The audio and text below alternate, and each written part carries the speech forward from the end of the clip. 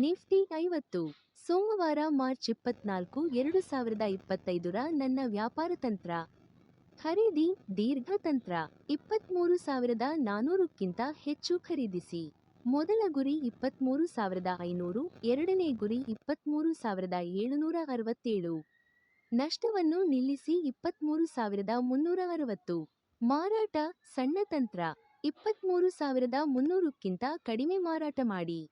ಮೊದಲನೇ ಗುರಿ 23,200, ಎರಡನೇ ಗುರಿ 23,110, ಮೂರನೇ ಗುರಿ 23,064. ನಷ್ಟವನ್ನು ನಿಲ್ಲಿಸಿ 23,350. ಹಕ್ಕು ನಿರಾಕರಣೆ. ಮೇಲಿನ ಮಾಹಿತಿಯು ಖರೀದಿ ಅಥವಾ ಮಾರಾಟದ ಶಿಫಾರಸ್ಸಲ್ಲ. ಷೇರು ಮಾರುಕಟ್ಟೆಯಲ್ಲಿ ಯಾವುದೇ ಸ್ಥಾನವನ್ನು ತೆಗೆದುಕೊಳ್ಳುವ ಮೊದಲು ದಯವಿಟ್ಟು ನಿಮ್ಮ ಹಣಕಾಸು ಸಲಹೆಗಾರರ ಸಲಹೆಯನ್ನು ಪಡೆಯಿರಿ. ಧನ್ಯವಾದಗಳು.